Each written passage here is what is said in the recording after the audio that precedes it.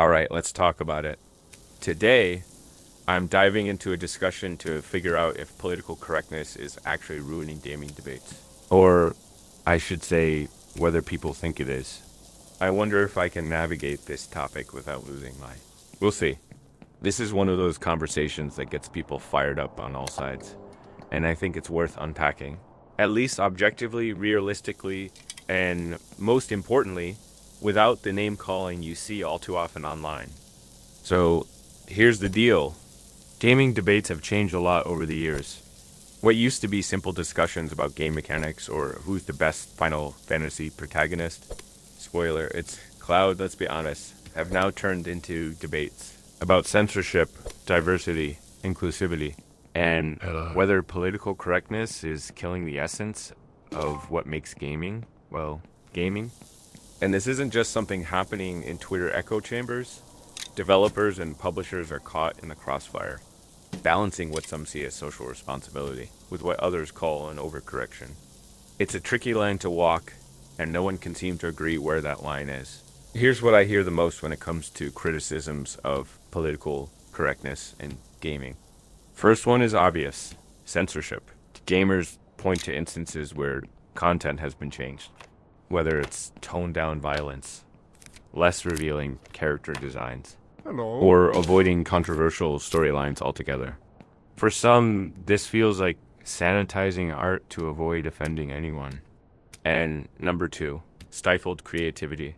Developers might hesitate to push boundaries for fear of backlash. And how does this impact the players?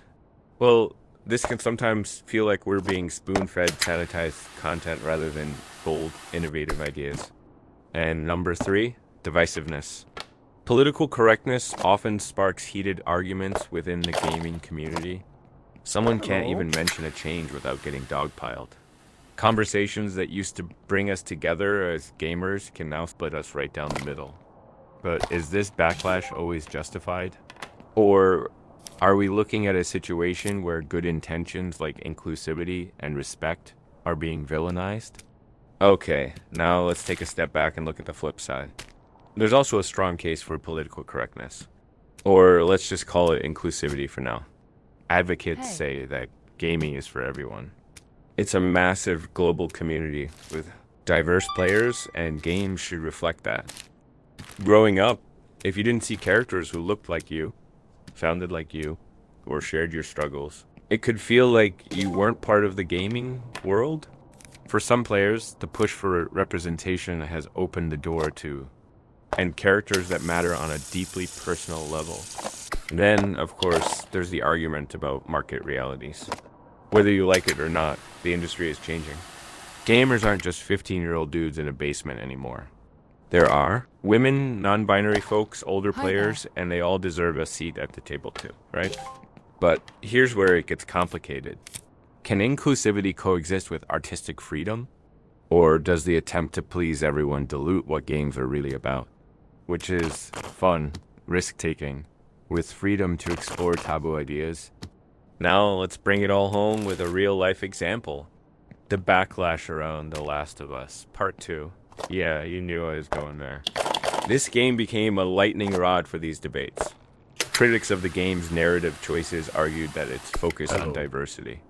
And certain political themes felt heavy-handed, even preachy. Others applauded it for bold storytelling and pushing boundaries. Did Naughty Dog take artistic risks?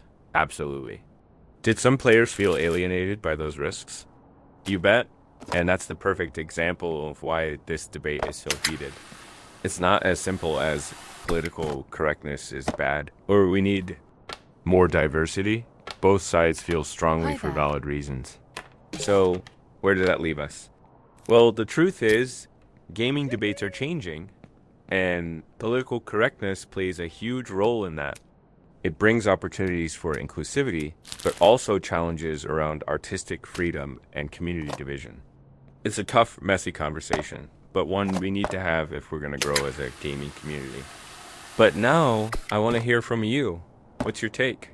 Have you noticed political correctness impacting gaming debates, or even your favorite games? Drop a comment below and let's keep this discussion going. Thanks for watching. And as always, keep playing. keep debating. And I'll catch you next time.